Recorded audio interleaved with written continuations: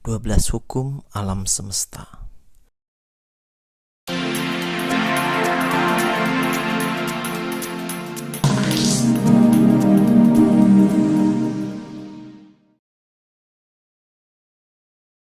Mengenal alam semesta lebih dekat dari perspektif sains dan spiritual. Kenali cara kerja alam semesta dengan segala hukum yang ada untuk menyelaraskan hidup dengan alam semesta. Sangat menarik untuk lebih dalam lagi mempelajari bagaimana konsep alam semesta kita bekerja, sehingga dapat kita terapkan dalam keseharian dan tanpa kita sadari membantu kita untuk menciptakan realita kehidupan yang kita inginkan. Manifestasikan keinginanmu dengan mengetahui 12 hukum alam semesta. Untuk memudahkan, alam semesta kita anggap sebagai sebuah sistem yang mengakomodir setiap kehidupan yang ada di dalamnya, termasuk manusia. Dan 12 hukum alam semesta merupakan hukum dasar yang melandasi makhluk hidup dalam bertoleransi selaras dengan alam, dengan energi dan vibrasinya. Anggapan mayoritas orang bahwa kita ini merupakan makhluk spiritual atau roh yang turun ke dunia untuk menikmati pengalaman sebagai manusia. Namun saat turun ke bumi, kita dibuat lupa saat melewati terowongan pemisah antara dunia roh dengan alam semesta. Dari kebangkitan spiritual dan menaikkan vibrasi yang tujuannya adalah mengembangkan diri untuk menjadi makhluk hidup yang lebih memiliki nilai dan lebih menjadi diri sendiri, memahami diri sendiri, dan tentunya dengan mendapatkan makna dari kehidupan ini, maka itu bisa menjadi inspirasi dan manfaat bagi semuanya. Berikut adalah pemahaman mengenai 12 hukum alam semesta ini. Pertama, hukum keesaan atau kesatuan atau kemanunggalan, alias the law of divine oneness. Kedua, hukum getaran atau the law of vibration. Ketiga, hukum tindakan atau the law of action. Keempat, hukum penyesuaian atau the law of correspondence. Kelima, hukum sebab dan akibat atau the law of cause and effect. Keenam, hukum kompensasi atau the law of compensation. Ketujuh, hukum tarik-menarik atau the law of attraction. Kedelapan, hukum transmutasi energi abadi atau the law of perpetual transmutation of energy. Kesembilan, hukum relativitas atau the law of relativity. Kesepuluh, hukum polaritas atau the law of polarity. Kesebelas, hukum irama atau the law of rhythm. Kedua belas, hukum gen atau the law of gender.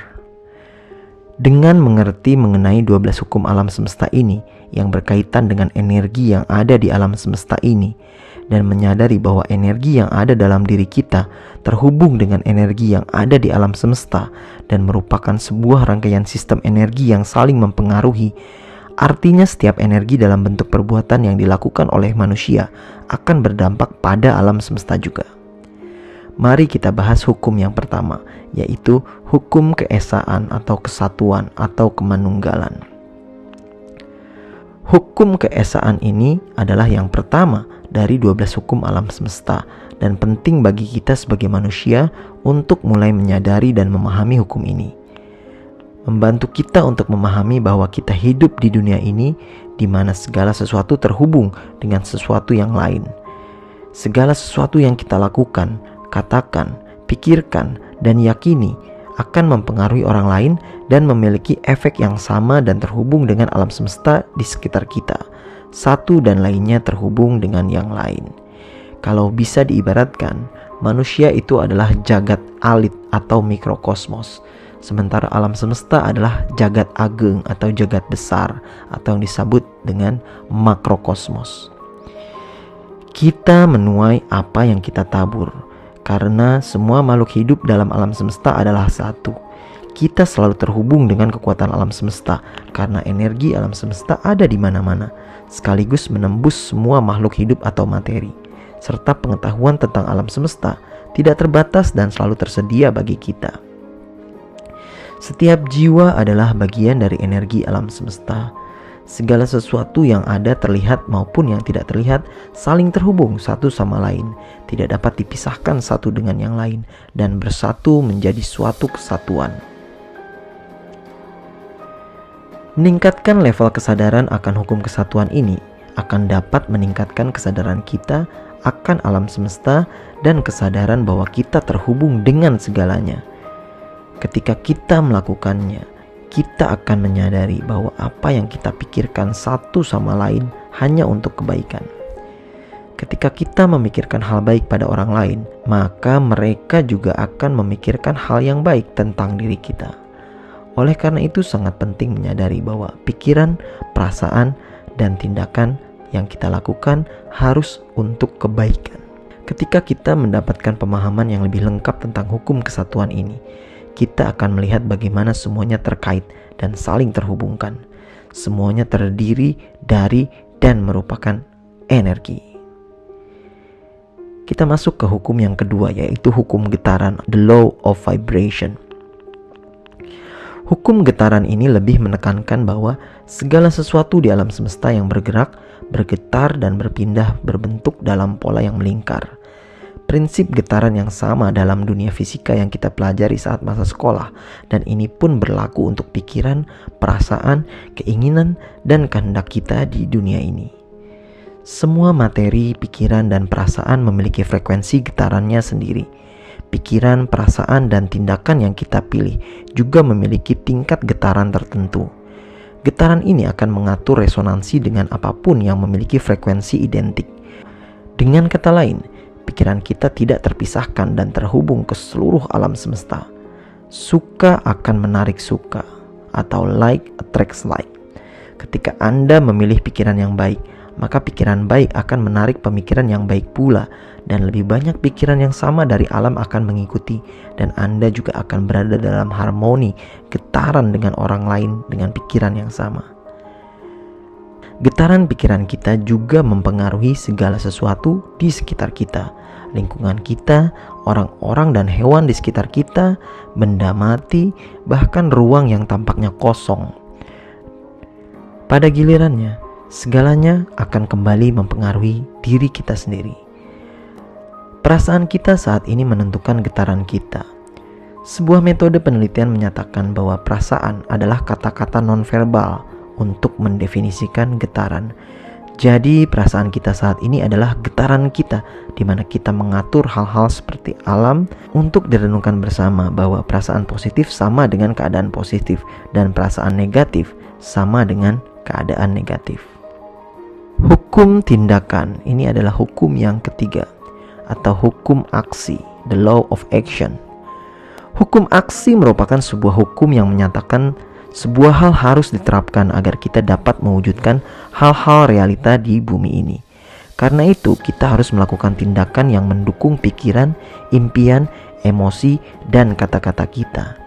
Hukum tindakan menyatakan bahwa kita harus melakukan hal-hal dan melakukan tindakan yang diperlukan untuk mencapai apa yang ingin kita ciptakan atau kita lakukan. Ketika kita sudah merasa mengambil tindakan yang selaras dengan pikiran dan impian dan melanjutkan secara teratur menuju apa yang ingin kita capai, tapi hasil yang akan didapat tidak bisa diperkirakan, kapan waktunya tercapai dan berapa hasilnya pun tidak bisa kita ketahui dengan pasti. Disinilah dengan hukum tindakan yang sebagian besar orang goyah ketika mengejar kesuksesan. Bisa jadi ketakutan atau kemalasan mereka yang menghalangi. Karena tingkat keberhasilan seseorang tidak sama waktunya dan besarnya serta hasilnya. Dan terutama hasilnya sangat tergantung pada kegigihan orang tersebut. Kita juga dapat menghubungkan hukum ini dengan hukum sebab dan akibat. Penyebabnya adalah tindakan kita, karena saat kita mengambil tindakan, akan ada efek yang sesuai dengan tindakan yang kita ambil. Hanya dengan mengambil tindakan yang sesuai dengan keinginan kehendak kita, maka alam semesta akan tahu apa yang harus dibawa ke dalam hidup kita. Sebagai contoh, jika kita berniat untuk belajar, maka ambil langkah-langkah tindakan untuk belajar. Misalnya membaca buku, mengeksplor hal-hal baru yang menambah pengetahuan, dan lain sebagainya. Dengan demikian alam semesta akan tahu apa yang kita perjuangkan, yaitu belajar, dan alam semesta akan mengikuti arah pergerakan sesuai tindakan kita. Contoh lain, saat kita ingin sebuah perubahan dalam hidup kita, jika kita hanya berpikir akan berubah, maka tidak ada banyak hasil yang kita dapatkan. Tapi ketika kita mengambil tindakan, melakukan perubahan baik hal terkecil dalam kehidupan sehari-hari kita, misal dengan menulis to-do list di pagi hari, maka kita menggerakkan efek yang sesuai yang mengubah masa depan kita secara langsung dengan melakukan aksi merubah rutinitas atau habit atau kebiasaan kita. Dan jika kita tetap konsisten menindaklanjuti hari demi hari perubahan kecil tersebut sehingga menjadi kebiasaan hidup, maka hasilnya akan eksponensial. Tetapi jika kita tidak mau untuk mengambil tindakan pertama itu, maka tidak akan banyak hasil di masa depan Anda. Kita masuk ke hukum yang keempat, yaitu hukum korespondensi. Hukum ini menyatakan bahwa prinsip-prinsip hukum fisika yang menjelaskan energi, cahaya, getaran, dan gerak memiliki prinsip-prinsip yang sesuai di alam eterik atau alam semesta. As above, so below. Seperti di atas, begitu pula di bawah. Kehidupan lahiriah kita adalah cerminan dari kehidupan batin kita. Ada korespondensi langsung antara cara berpikir dan perasaan di dalam batin kita, dan cara kita bertindak dan apa yang terjadi dalam realita kita. Hubungan dengan orang lain, kesehatan, kekayaan, dan posisi kita adalah cerminan dari dunia batin kita. Selanjutnya adalah hukum sebab akibat. Ini adalah hukum yang kelima. Hukum sebab dan akibat menyatakan bahwa tidak ada yang terjadi secara kebetulan, baik di dalam maupun di luar. Setiap tindakan memiliki reaksi atau konsekuensi, dan kita menuai apa yang telah kita tabur. Setiap pikiran, perkataan, dan perbuatan manusia adalah penyebab yang memicu gelombang energi di seluruh alam semesta yang pada gilirannya menciptakan efek, apakah diinginkan atau mungkin yang tidak diinginkan. Inilah sebabnya mengapa pikiran, kata-kata, emosi, dan perbuatan yang baik sangat penting untuk menciptakan efek yang baik pula. Dengan setiap pemikiran tentang niat, tindakan, dan emosi yang ditransmisikan atau dipancarkan dari diri kita, maka kita menggerakkan energi menjadi rangkaian efek yang tak terlihat, yang bergetar, tereksitasi dari bidang mental, keluar dari seluruh struktur sel tubuh berupa energi, dan kemudian kembali ke lingkungan dan akhirnya ke alam semesta. Energi getaran akan kembali lagi ke sumber asli seperti ayunan pendulum, jadi semuanya akan kembali pada diri kita sendiri.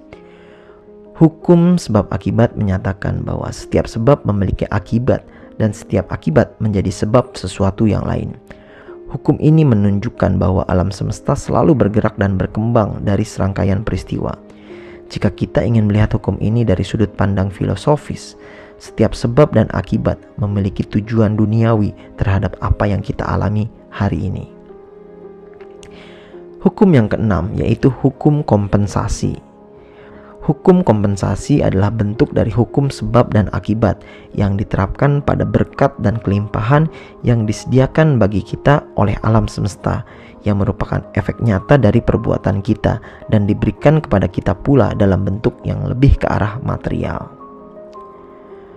Hukum tarik-menarik ini adalah hukum yang ketujuh. Di channel ini kita sudah membahas begitu banyak mengenai hukum tarik-menarik. Hukum tarik-menarik ini adalah hukum yang menunjukkan bagaimana kita menciptakan hal-hal, peristiwa, dan orang-orang yang datang ke dalam hidup kita. Pikiran, perasaan, kata-kata, dan tindakan kita menghasilkan energi seperti energi negatif menarik energi negatif dan energi positif menarik energi positif. Hukum tarik-menarik ini mungkin hukum yang paling sering kita dengarkan dan cukup populer dan sering digunakan oleh kita, bahkan tanpa kita sadari. Yang kedelapan, hukum transmutasi energi abadi. Hukum ini menyatakan bahwa semua orang memiliki kekuatan untuk mengubah kondisi dalam kehidupan mereka. Getaran yang lebih tinggi mengkonsumsi dan dapat mengubah energi yang lebih rendah menjadi netral, Dengan demikian kita masing-masing dapat mengubah energi dalam hidup kita dengan merubah pemikiran getaran kita sehari-hari. Semua orang memiliki kekuatan untuk mengubah kondisi kehidupan mereka dengan penerapan vibrasi tinggi setiap harinya dan menjaga agar mood selalu baik setiap saat. Walaupun sulit dikarenakan pengalaman yang terjadi dalam kehidupan kita sehari-hari, namun dengan berlatih dan lebih mendengarkan intuisi, maka pasti tidak ada yang tidak mungkin. Hukum yang ke-9 yaitu hukum relativitas. Mungkin Anda sering mendengarnya melalui sosok ilmuwan jenius bernama Albert Einstein. Hukum ini menyatakan bahwa setiap orang akan menerima serangkaian masalah untuk tujuan memperkuat cahaya di dalamnya. Kita harus menganggap masing-masing tes ini sebagai tantangan dan tetap terhubung dengan hati kita ketika melanjutkan untuk menyelesaikan masalah kita tersebut.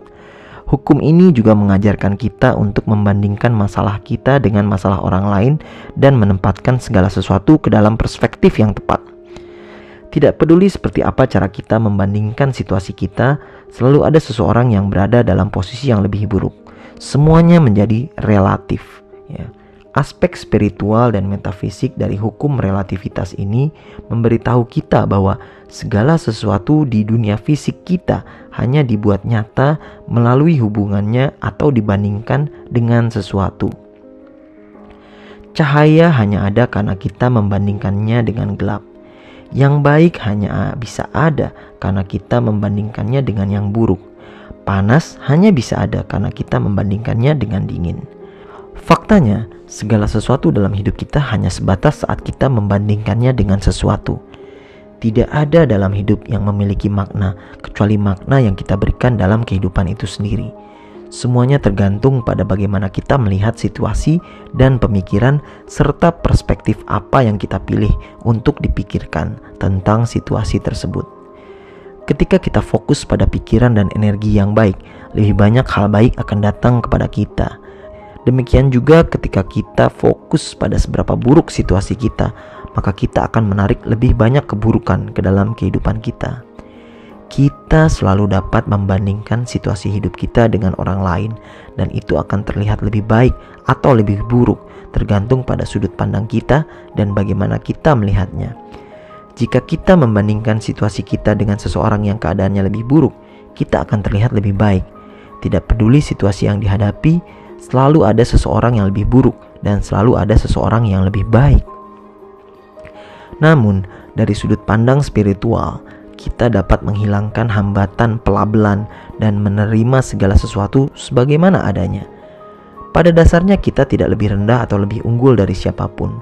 Harga diri dan kerendahan hati sejati muncul dari realisasi.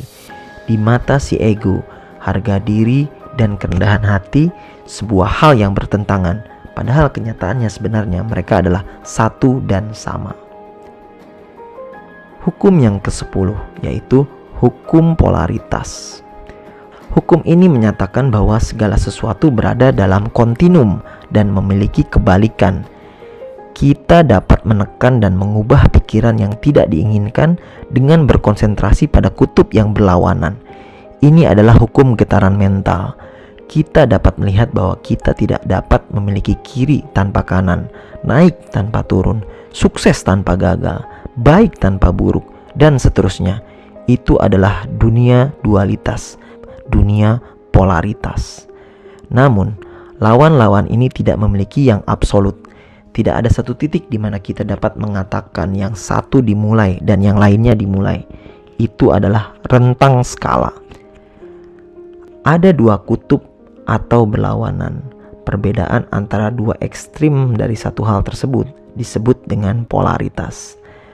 Hukum ini menyatakan bahwa pada kenyataannya pertentangan ini hanyalah manifestasi yang berbeda dari hal yang sama.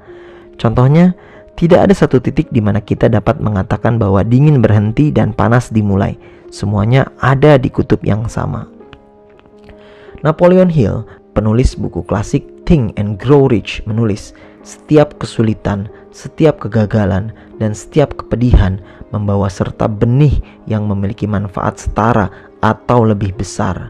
Semuanya dual, semuanya memiliki kutub, semuanya memiliki pasangan yang berlawanan. Serupa dan berbeda adalah sama, sifatnya identik, tetapi berbeda dalam derajat. Ya. Ekstrim bertemu, semua kebenaran hanyalah setengah kebenaran, semua paradoks dapat direkonsiliasi. Pemahaman terhadap prinsip ini akan memungkinkan seseorang untuk mengubah polaritasnya sendiri serta orang lain jika dia akan mencurahkan waktu dan belajar yang diperlukan untuk menguasai seni hukum polaritas ini. Penguasaan hukum polaritas membutuhkan belajar bagaimana menjaga keseimbangan dan fokus secara konsisten. Hukum yang ke-11 yaitu hukum irama. Hukum ini menyatakan bahwa segala sesuatu bergetar dan bergerak ke ritme tertentu. Semuanya bergetar dan bergerak ke ritme tertentu. Ritme ini membentuk musim, siklus, tahapan, perkembangan, dan pola. Setiap siklus mencerminkan keteraturan alam semesta. Hukum ritme ini menyatakan bahwa energi di alam semesta seperti pendulum. Setiap kali sesuatu berayun ke kanan, maka harus mengayun ke kiri. Segala sesuatu yang ada terlibat dalam tarian, bergoyang, mengalir, berayun bolak-balik, semuanya tumbuh atau mati. Hukum ini bahkan dapat dilihat dalam siklus ekonomi. Ada periode tinggi kemudian periode rendah. Kita juga dapat melihat bahwa musim terus mengalir dari musim panas ke musim dingin atau musim hujan. Semuanya melalui siklus, namun semuanya memiliki ritme atau pola. Apa yang tampaknya acak sebenarnya sangat teratur. Hukum ritme juga mengatur ekonomi, kesehatan, hubungan, dan kerohanian kita. Katakanlah kita berada pada potensi puncak dengan kesehatan dan kebugaran kita. Jika kita menyadari bahwa kita berada di puncak, maka kita dapat memperkirakan kesehatan dan kebugaran kita akan menurun. Namun alih-alih melihat penurunan kesehatan ini sebagai sesuatu yang salah dengan kita sekarang melihatnya sebagai tanda untuk mengistirahatkan tubuh kita. Kemudian secara hukum, kita harus tumbuh ke tingkat potensi yang lebih baik dan lebih tinggi. Para master tahu bagaimana naik di atas bagian negatif dari sebuah siklus dengan tidak pernah menjadi bersemangat atau membiarkan hal-hal negatif menembus kesadaran mereka. Kunci keberhasilan dalam menguasai hukum ini adalah keseimbangan. Jangan pernah membiarkan emosi kita berayun terlalu jauh ke kiri atau ke kanan. Hukum yang terakhir yaitu hukum gen. Hukum gender. Hukum ini menyatakan bahwa segala sesuatu memiliki prinsip maskulin atau yang dalam bahasa Cina atau Tiongkok dan feminin atau yin.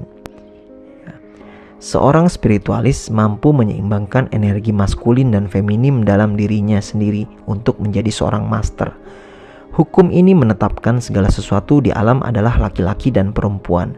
Keduanya dituntut agar seimbang dalam kehidupan Anda. Demikianlah sebuah penjelasan singkat mengenai 12 hukum alam semesta yang mempengaruhi kehidupan Anda sehari-hari. Silahkan berikan like, berikan komentar, share video ini jika terasa bermanfaat, dan jangan lupa subscribe dan tekan tombol bel agar Anda tidak ketinggalan informasi mengenai video-video terbaru dari channel ini. Terima kasih.